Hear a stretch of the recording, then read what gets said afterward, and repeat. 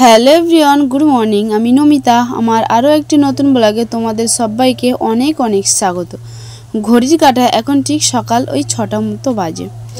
বড়দের অনেক অনেক প্রণাম আর ছোটদের অনেক অনেক ভালোবাসা জানিয়ে আজকে ব্লগটি এখন থেকে স্টার্ট করছি। কাছে দূরেই যে যেখান থেকে আমার এই ব্লগটি দেখছো, আশা করছি তোমরা সবাই এই মুহূর্তে ভালো আছো আর অনেক সুস্থ আছো। তো চলো পুরো ব্লগটি একটু স্কিপ না করে প্রথম থেকে শেষ পর্যন্ত দেখতে থাকো। আশা করছি আজকে ব্লগটি একটু হলেও তোমাদের ভালো লাগবে। ভিডিওর শুরুতেই আমি তোমাদের কাছে ক্ষমা প্রার্থনা করছি, কারণ এখন দুপুরে আমি কিন্তু আমার ভয়েসটা দিচ্ছি আর আমার কাছেই বাড়ির কাছে প্রাইমারি স্কুল আছে, সেখানে বাচ্চারা চিৎকার চেঁচামেচি করছে। আমার ভয়েসে কিন্তু সেই চিৎকার চেঁচামেচি কিছুটা উঠে যাচ্ছে। তোমরা প্লিজ বন্ধু কিছু মনে করো না। আর একটা কারণ হলো আমি না ঠিকঠাক ভিডিওটা টাইম মতো আপলোড করতে পারছি না, কারণ তোমরা দেখেছো এর আগের ভিডিওতে আমি একটু অসুস্থ আছি। আর তারপরে হলো শীতের সময় টাইমটা একটু না ঠিকঠাক মেনটেন করতে পারছি না। তো যাই হোক বন্ধুরা, তোমাদের বারবারই বলছি আমাকে প্লিজ একটু সাপোর্ট করো। তোমাদের সাপোর্ট, তোমাদের ভালোবাসা আমার খুবই প্রয়োজন, সত্যিই বলছি। তোমাদেরকে বলেছি তোমাদের দাদাভাই একাই ইনকাম করে, আমি কিন্তু হাউস ওয়াইফ। তোমাদের দাদাভাই ওই যে আমাদের এখানে আমাদের গোসব ব্লকটা কিন্তু খুবই একটা ক্ষুদ্রতম একটা ব্লক, মানে ছোট ব্লকটা নয়, আমাদের গোসবার এই অঞ্চলটা ব্লকটা অনেকটাই বড়, কিন্তু আমাদের অঞ্চলটা খুবই একটা ছোট্ট একটা দ্বীপ আমাদের গোসবাটা। তো এই দ্বীপে গাড়ি চালিয়ে তেমন কিন্তু ইনকামও হয় না। ওই দিন শেষে তোমার 200 থেকে 300 টাকা ইনকাম হয়, কিন্তু এখনকার বাজারে 200 টাকায় পার ডেতে তেমন কিছু হয় কি? এখন যা জিনিসের দাম, আর তা বাদেও আমার যে বাড়তি খরচা, এই যে ডাক্তারের কাছে হাজার হাজার টাকা। তো জানি না এই টাকার অভ্যন্তরেই আমি কিন্তু ডাক্তারের কাছে ঠিকমতো চিকিৎসা হতে পারছি না। আর প্রথমত 1 নম্বর হলো টাকার জন্য চিকিৎসা হতে পারছি না, আর দ্বিতীয়ত এত বড় রোগ আমার দেহের ভেতরে বাসা বেঁধে আছে এতদিন ধরে, সেটাও জানা ছিল না। তার জন্য অপারেশন করতে গেলে এই মুহূর্তেই 30-40 হাজার টাকা, সে টাকাটা কোথায় পাবো জানি না। আর অপারেশনটা আদৌ আমি করতে পারবো কিনা সেটাই জানি না। সেই জন্য আমি তোমাদের কাছে বারবার রিকোয়েস্ট করছি, প্লিজ বন্ধুরা, তোমাদের ভালোবাসা, তোমাদের সাপোর্ট ছাড়া আমি কিছুই করতে পারবো না। আমার লক্ষ্যে তো আমি পৌঁছাতেই পারবো না। আর একটা কথা কি জানো, আমি একটু সাহায্যের জন্য অনেকের কাছেই গেছিলাম, কিন্তু কারোর কাছে আমি সাহায্য পেলাম না। তো যাই হোক, চলো তোমাদের বলছি বন্ধুরা, প্লিজ তোমরা আমাকে একটু সাপোর্ট করো। আর তোমরা যদি ভাবো হ্যাঁ আমি অভিনয় করছি, মিথ্যা কথা বলছি, তোমরা তাহলে আমার বাড়িতে আসতে পারো। আমার বাড়িতে এসে আমার পরিস্থিতিটা তোমরা প্লিজ দেখে যাও। একজন ইউটিউবার জানে যে এই ভিডিও বানাতে বা ভিডিও এডিট করতে কতটা কষ্টকর, আর তারপরেও যদি না তার ব্যাক সাপোর্ট থাকে, তারপরেও তো আরও অনেক অসুবিধা। আর বিশেষ করে গ্রাম অঞ্চলে আশেপাশের লোকের টোন টিটকারি কতই না কত কিছুই সহ্য করতে হয়, সকাল থেকে মানে সন্ধ্যা অবধি। তোমার মুখটা যতক্ষণ তারা দেখবে ততক্ষণ না তোমাকে কত কি শুনতে হবে। ঠিক আমাকেও না প্রতিদিন আমাকে এই কথাটাই শুনতে হয়, এমনকি ঘরের লোকের কাছ থেকেও শুনেছি। কিন্তু আমি কোনো কথায় আমি কারোর দিকে মন না দিয়ে আমার লক্ষ্যর দিকে আমি স্থির হয়ে সোজা হয়ে দাঁড়িয়ে আছি, যে কবে আমি আমার লক্ষ্যে পৌঁছাবো। আমি সবাইকে দেখিয়ে দিতে চাই, আর সবাইকে দেখানোর চেয়ে সবথেকে বড় কথা, আমি আমার নিজের চিকিৎসার টাকা আমি নিজে ইনকাম করতে চাই। আর সেই লক্ষ্যে পৌঁছাতে গেলে তোমাদের ভালোবাসা, তোমাদের সাপোর্ট আমার খুবই প্রয়োজন, সত্যি বলছি বন্ধুরা। তো যাই হোক, তোমাদের কাছে অনেক কষ্ট, অনেক দুঃখের কথা জানালাম। তো আজ সকালটা এই যে প্রথমে আমি নিজের ঘরের ঝাঁপটা তুলে দিয়ে সোজা কিন্তু এ বাড়িতে চলে আসলাম। তো এ বাড়িতে এসে দেখলাম ওরা কিন্তু কেউ ঘুম থেকেই ওঠেনি। তো যাই হোক, এখন মেলা চলছে, সবাই মেলায় যাচ্ছে, অনেক রাত করে বাড়ি আসছে। তো যাই হোক, আমি প্রথমে উনুনের ছাইটা তুলে নিয়ে তারপরে একটু ঝাড় দিয়ে আর এই যে সোজা রান্নাঘরে চলে আসলাম। তো রান্নাঘরে চলে আসতে তো রান্নাঘরটা খোলা ছিল না, তাই ঘরে ঢুকে চাবিটা এনে রান্নাঘর খুলতে আমি যখন টিস্তালা পাতুনি, তখন কিন্তু মা ঘুম থেকে উঠে গেছে। তো যাই হোক, মা এদিকে ঘুম থেকে উঠে ওদিকে কটা হাঁসের বাচ্চা এনেছে, সেখানে ওই চালের খুঁত আর মিশ নিয়ে বাচ্চাদের কাছে গেছে। আর আমি এদিকে থালা পাত্র বাইরে বার করে এনে এই যে পুকুর ঘাটে বসে থালা পাত্রগুলো মাজছি। আর আজ কিন্তু বেশ ভারী ঠান্ডাও লেগেছে, আর শরীরটাও তেমন ভালো নেই, একটু ঠান্ডা ঠান্ডা লাগছে, কারণ ওই যে দাঁত যন্ত্রণা করছে তার টানেই কিন্তু জ্বরটা এসেছে। তো যাই হোক, কাজটা তো আমাকে করতেই হবে বলতে চাপ নেই, তবু আমি সকালের বাসি কাজটা সেরে আর কি এই যে ঘরে যাব। তো যাই হোক, দেখো আমার ডিশ তেলাপাতা সমস্ত সব কিছু মাজা হয়ে গেছে।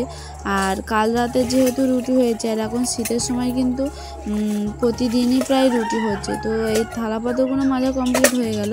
এবারে আমি তাওয়াটা মাজবো। তো তার মধ্যে এই যে হাঁড়িটাও আমি প্রতিদিনই মাজি, কিন্তু আজ এই যে মা থালা পাতাগুলো নিয়ে চলে গেল, আর এই যে ভাতের হাঁড়িটাও দিয়ে চলে গেল।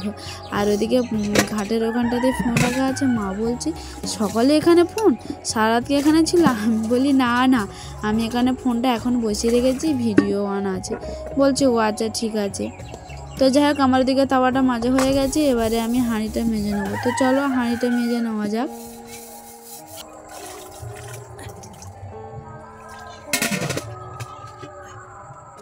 আর এই যে ও ঘরে কাজ পুরো কমপ্লিট করে এসে এবার কিন্তু নিজের ঘরে চলে আসলাম। তো এদিকে দেখো, তোমাদের দাদাভাই ওই যে যেদিন জামা কাপড়, প্রতিদিনই তো জামা কাপড় কাচা হয়, কাল ওই যে হাটে গেছিলো, আলুর হাটে গেছিলো, তো বাজার করে এসে ওই যে জামা কাপড় ওখানে নিয়ে রেখে দিয়েছিল। তো জামা কাপড়গুলো বাইরে ফেলে দিলাম, ওগুলো তো এখন কাচতে হবে। তো ওই জন্য তো প্রথমে তোমাদের দাদাভাই জামা কাপড়গুলো বাইরে রেখে, আর এদিকে দেখো কিছু জামা কাপড় পরেছিল, সেই জামা কাপড়গুলো নিয়ে আমি আর কি ভাঁজ করে রেখে, আর এই গেঞ্জিটা গায়ে দিয়ে ওখানে আলনাতেই রেখে দিয়েছি। তো যাই হোক, গেঞ্জিটাও আমি বাইরে ফেলে দিলাম, দিয়ে এবার দেখো এই কাল রাতে ওষুধ খেয়ে আর ওইভাবে রেখে দিয়েছিলাম, ওষুধগুলো এই যে গুছিয়ে নিয়ে খাটের এক সাইডে রেখে দিয়েছি। আর এখন এই যে ঘরটা ভালো করে ঝাঁট দিয়ে নেবো। ওই কোণাটা একটু ঝাড় দেওয়ার আগে না একটু পরিষ্কার করে নিয়েছি, সেই ভিডিওটা তোমাদের সাথে শেয়ার করিনি, কারণ ওখানে আমার গ্যাসের সিলিন্ডারটা ছিল। তো ও ঘরে তো গ্যাসটা শেষ হয়ে গেছে বলে আমাদের এই ঘরের গ্যাস সিলিন্ডারটা ও ঘরে নিয়ে গেছে। তো ওখানটাতে তো একটা জিনিস এক জায়গায় অনেক দিন থাকলে সেখানে তো নোংরা হবেই। তো তোমাদের দাদাভাই কাল রাতে নিয়ে গেছিলো, আজ সকালে আমি জায়গাটা ভালো করে পরিষ্কার করে, আর এই যে প্রথমে একবার ঝাড় দিয়ে নিয়েছি, নোংরাগুলো বাইরে বার করে ঝাড় দিয়ে নিয়ে ফের আবার এই যে দুবার করে ঝাড় দিয়েছি, কারণ কিছু কিছু ধুলো তো ছিল, সেইগুলোই পরিষ্কার করে নিলাম। নিয়ে ঘরটা ঝাড় দিয়ে যে দেখো একবারে বাইরে চলে আসলাম। এবারে বাইরটা আবার ভালো করে পরিষ্কার করে গুছিয়ে নেবো।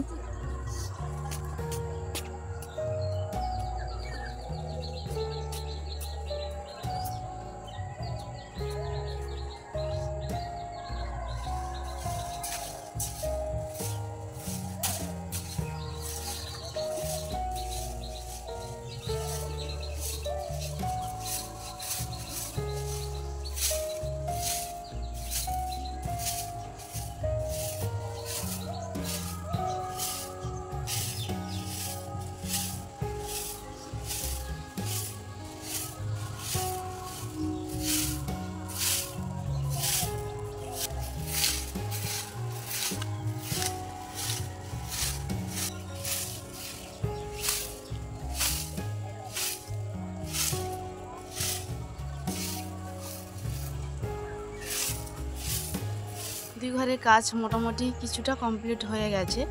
এবারে মানে সকালের মতো কাজ কমপ্লিট হয়ে গেছে, এবার রান্নার জোগাড়। তো আমরা আজ তিনজনে খাবো, বাবা মা আর আমি। আর তোমাদের দাদাভাই সে চুনোখালি বাজারে গেছে হাট করতে আলু সিজনে।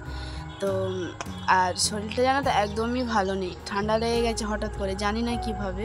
তো এতটা খারাপ লাগছে, দেখা যাক। আমি যাবো এখন স্নান করতে, স্নান করে এসে পূজা দিয়ে তোমাদের সাথে দেখা হচ্ছে। আর এই সকাল সকালে স্নান করব, কারণ দেখি স্নান করার পরে শরীরটা যদি ভালো লাগে।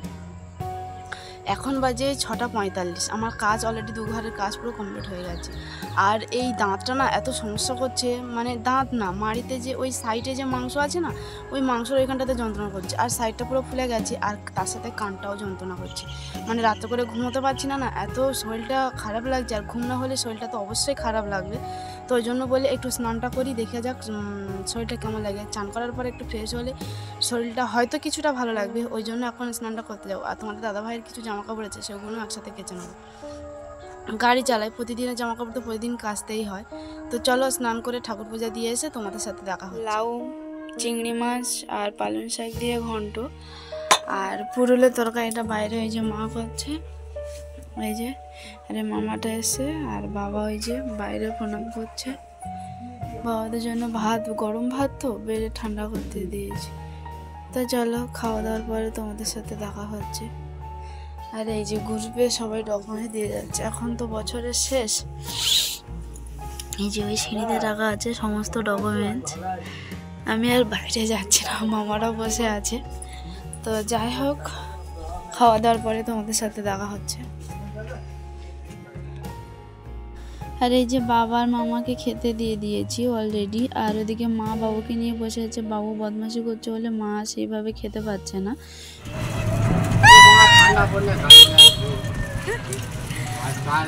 বাবু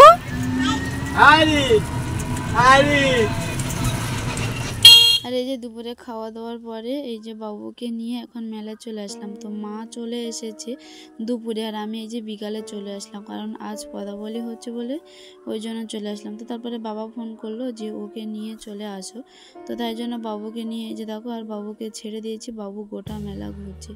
তো যাই হোক, বাবুকে একটু ঘুরে নিয়ে এই যে দেখো এখানে মেলাতে বসলাম। আর মেলায় গিয়ে কিন্তু অনেকের সাথে দেখা হয়েছে, বড় মাসি শাশুড়ি, বড় যা, সবার সাথে। তো যাই হোক, আজকের ভিডিওটি এই পর্যন্ত। আবারও দেখা হচ্ছে নতুন আরও একটি ভিডিওতে। ততক্ষণে তোমরা সবাই ভালো থাকবে, সুস্থ থাকবে।